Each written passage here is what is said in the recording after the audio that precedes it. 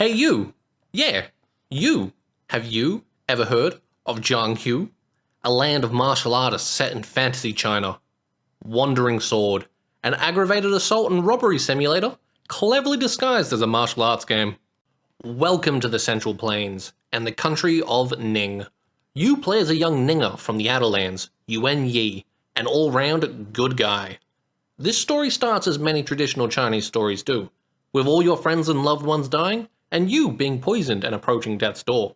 Until an old man with long white hair who just so happens to be a martial arts master steps in to save your life, beginning your martial arts journey and the start of the game.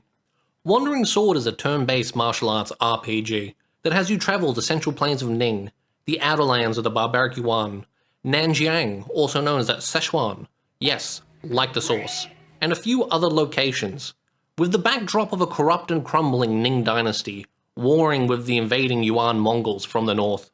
Now, there is really only one requirement to play this game. Do you have the ability to read? If so, great, because there's a fuck ton of reading in this game. If you want to truly understand everything in this game, however, I recommend spending at least a few hundred to 1,000 hours reading Murim Manhwa, also known as South Korean martial arts comics, if you're not familiar with the terminology. Because terminology is what I'm talking about here. If a poor Chinese rice farmer walks up to you and says, "You look like a zyake," how do you respond? A. Do you tell him he also looks like a zyake? B. Do you beat the shit out of him because only the homies can call you a zyake? Or C. Do you thank him because you know zyake is a Chinese term for chivalrous warrior? Some words you will most likely already know, like shifu, meaning master, in the teacher sense of the word, not to be confused with the Western sense of the word master. What about Jiang Hu, which translates to rivers and lakes, but actually means the martial arts world outside of government interference? Or, if you're attacked by some monks in funny hats, and the zyake beside you calls them a llama, will you realize that they aren't good Chinese Shaolin monks, but evil Tibetan monks? Well, now you will. I should probably start talking about the gameplay.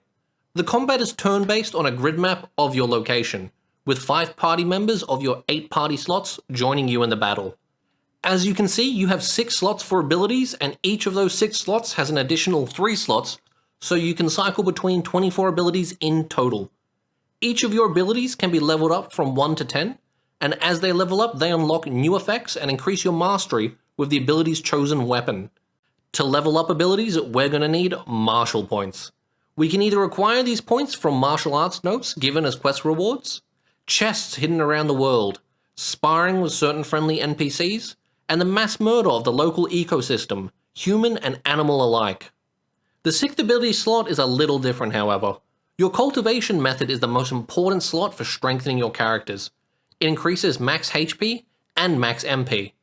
But most importantly, it gives you Meridian points. These you spend on the Meridian map, which is just this game's name for the talent tree. On top of that, you have 6 different life skills you can progress and level up. Forging for crafting your own weapons, super useful and a must-have. Self-made weapons come with additional stats that, except for a few quest rewards, you won't be able to get these stats anywhere else. Tailoring is the same as forging, but you're crafting some sweet drip instead. Cooking is completely pointless and I never used it for anything. Fishing is also kind of pointless and only used for a few quests. Don't bother with it if you don't need it. Collecting is your resource gathering skill for crafting materials, and alchemy allows you to make pills, which can be used 3 times per character to give a permanent stat boost. These pills consist of traditional Chinese ingredients, like this top-grade durable elixir, using Hongkua, Lingji, tiger bone, rhino horn, and lead. The resulting lead poisoning will permanently increase your defense by 8, by damaging your brain and nervous system, reducing your bodily sensations of pain. Or a top-grade scorch elixir, containing velvet antler, olivibunum, rhino horn, tiger whip, which is dried tiger penis with the testicles still attached, and mercury, permanently increasing your crit rate by 0.8%, weaponizing the involuntary muscle spasms from the mercury poisoning to strike your opponent with unexpected attacks. It's not all bad though.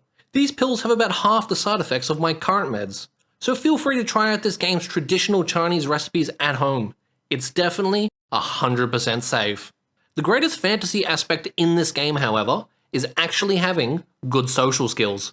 Let's talk about affinity.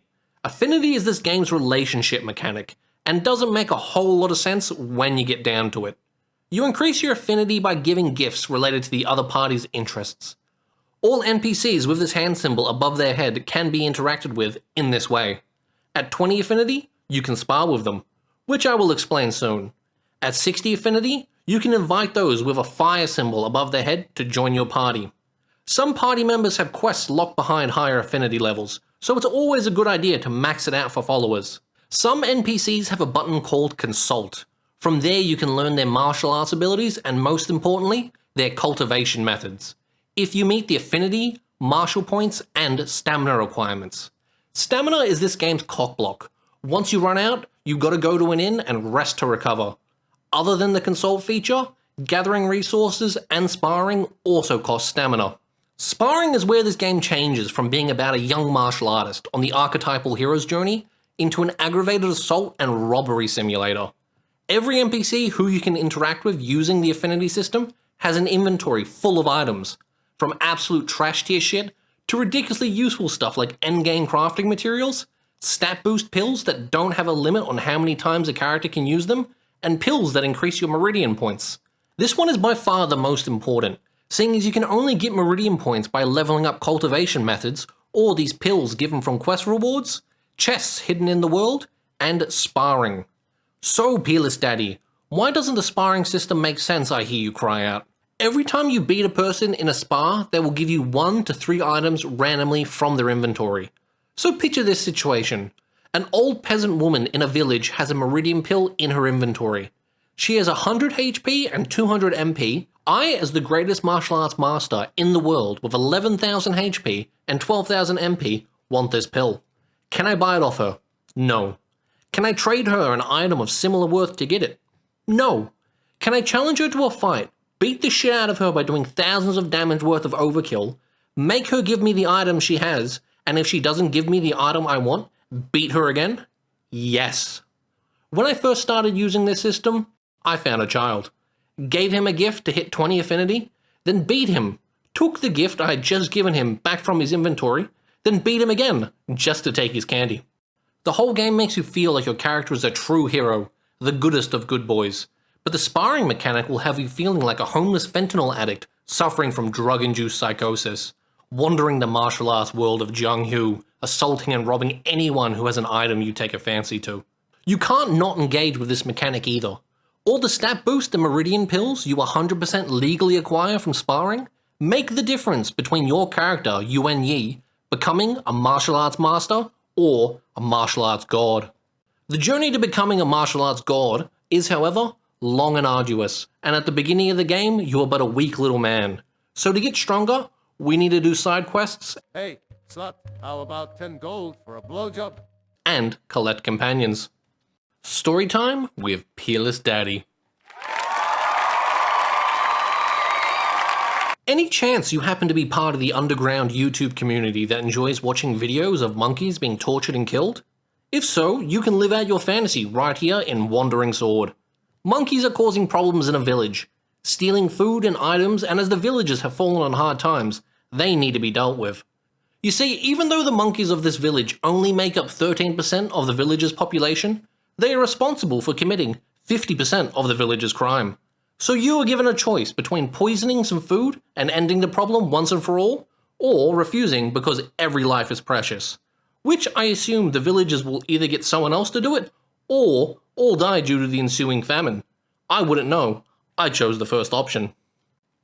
As you're traveling the world, you run into a crying child, who tells you his mother was kidnapped and his father went to try rescue her. He then asks if you could go and help them because you look like a massive Ziake. Once you run into the kidnapper and the child's parents, you will realize something. The kidnapper is an enemy type in this game called a lecher, which means a man given to excessive sexual indulgence.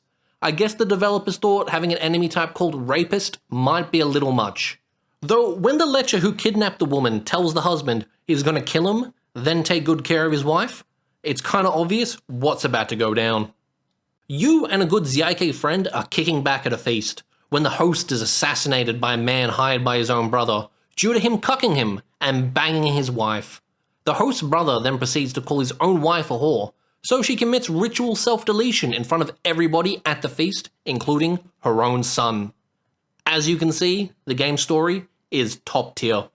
As for companions, there are a decent amount to choose from, men and women, each specializing in one of the 5 different weapon types: sword, saber, polearm, fist weapon, and hidden weapon. Personally, I decided to ditch any male companion as soon as I got a female replacement, because what's the point of role-playing as a powerful Chinese man if I can't build my own harem of beautiful women? Please excuse me while I butcher some Chinese names. We have the modestly dressed but still packing swordswoman, Shangguang Hong, a saber-wielding female dancer, Sima Ling, Lu Xian'er, a tomboy proficient in the art of the spear, the jade-like beauty Ouyang Zhue, with powerful sword moves and the game's main love interest.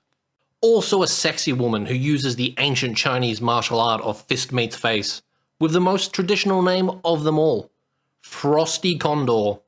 And last but not least, the hidden weapon using Jiang Hu. She looks quite young, you might say. Is she a 1,000-year-old immortal lollybaba? Or just an unfortunately short woman who looks very young? No, she's a literal child. But that's okay. I'm a YouTuber now, and a patient man. I can wait. To keep this harem of young, mostly adult women happy, however, we're going to need a look at the Meridian map. There are 6 talent trees to go down, and using one won't lock you out of the others. The trees are Yang, which improves your critical hit chance and base attack. Girdle, for squares you can move per turn and evasion rate. Governing, improving max HP and base defense. Yin, increasing max MP and key gathering, which is MP regeneration. Lastly, the 2 I picked to make the girls happy, which also turned out to be my 2 favorite talent trees: Penetrating and Conception. Penetrating improves agility and internal power, and Conception boosts strength and constitution.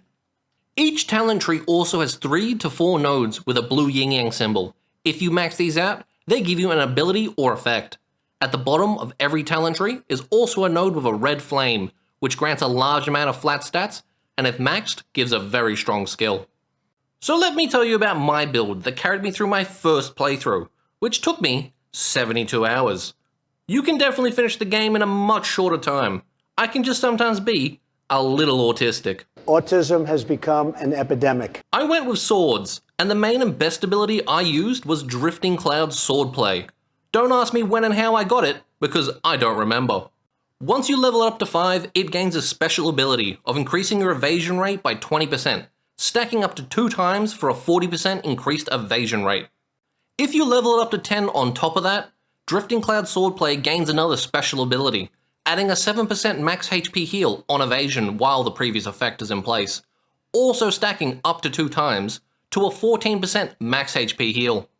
After robbing people of their pills, using alchemy to make different tiers of the 3-use only evasion pills, and going down the Meridian map girdle for even more flat evasion rate, near the end of the game I had just about a 40% base evasion rate. Using Drifting Cloud Swordplay on top of this, I had an evasion rate of 59% with 1 stack and 79% with 2 stacks, with 11k max HP, healing 7 to 14% depending on how many stacks were up. I became an unkillable martial arts god. I realized in my last video I forgot to include any negative aspects of the game, so let me tell you something negative about Wandering Sword. Farming some of the crafting items can get super grindy, namely jade ore and toad coats. Toad coats can go fuck themselves. Until much later in the game, you can only get toad coats from a single area with only 3 spawns, and the drop rate is trash. You go in, kill the 3 spawns, get between 0 and 4 toad coats, then wait a few minutes for the mobs to respawn. I did this for nearly a whole day, and still didn't get enough toad coats to make 15 of every pill requiring toad coats. I needed 15 pills of each type because I wanted to give 3 pills each to the 5 main party members of my group. Fuck toad coats.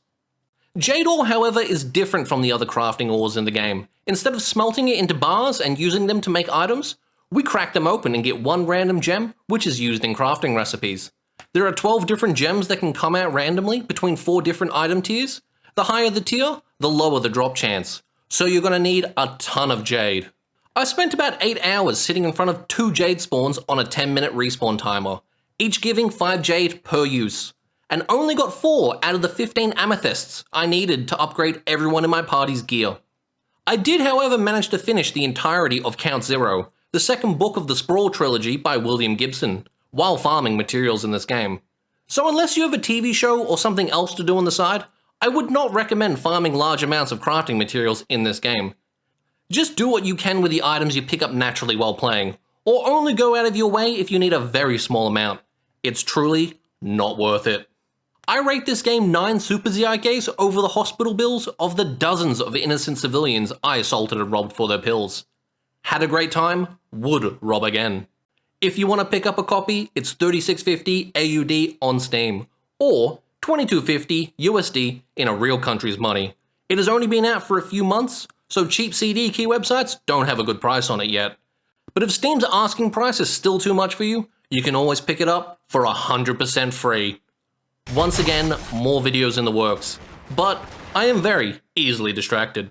今天看起墙上写着秦香莲的32岁了装个当朝驸马郎的旗帜王啊满皇上的徽2岁了装个当朝今天看起墙上写着秦香莲的32岁了装个当朝驸马郎的旗帜王啊满皇上的徽2岁了装个当朝今天看起墙上写着秦香莲的32岁了装个当朝驸马郎